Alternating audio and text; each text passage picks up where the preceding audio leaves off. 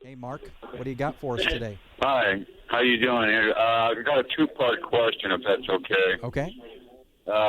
First of all, the book of Jude tells us to exhorts us to keep ourselves in the love of God.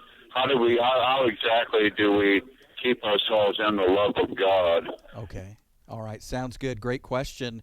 Yeah, we're looking at Jude, the one and only chapter, Jude chapter 1, and it says in verse 21 to keep yourselves in the love of God, waiting anxiously for the mercy of our Lord Jesus Christ. I would say this has to do with always focusing on it.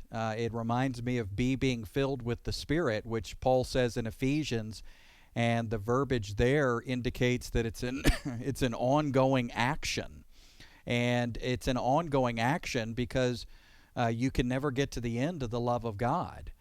And so he has already said things like you ought to remember the words spoken, and then he goes on, he says, don't cause division, build yourselves up, keep yourselves in the love of God, focus on the mercy of Jesus, have mercy on people who are doubting, saving other people out of the fire, have mercy with fear, respect and awe.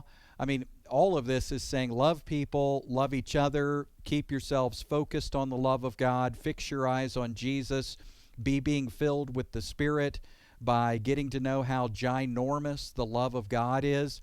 That's Paul's prayer in Ephesians. He says that you'll be filled to the measure of the fullness of God if you get to know the love of Christ, which surpasses knowledge. How big, how wide, how deep, how high.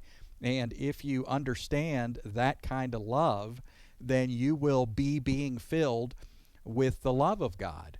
And that will be your inspiration for everything you do. So, keep yourselves in the love of God. The legalist might read that and go, oh, yeah, you got to work hard. You got to work hard to keep yourself in that love. How are you going to keep yourself loved? Well, I'm going to keep myself loved by doing a bunch of stuff. I'm going to keep myself loved by being obedient. I'm going to keep myself loved by doing all the right things, giving enough money, volunteering enough, helping enough, loving other people enough. I'm going to keep myself loved. Well, that wouldn't be agape.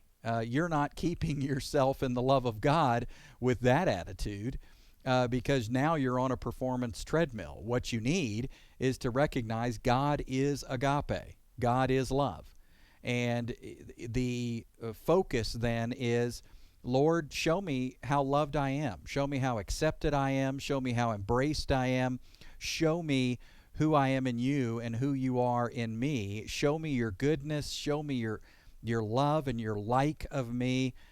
Show me what you think of me, because when I'm focused on how ginormous your affection is for me, then everything else in life flows from that. And that's what we need to know, my friend. So, Mark, I want to put you back on there and see, does that help make sense of this Jude passage? Yes, thank you. Yes, sir. Well, thanks for your question today, Mark. And please reach out to us again anytime. We always love hearing from you.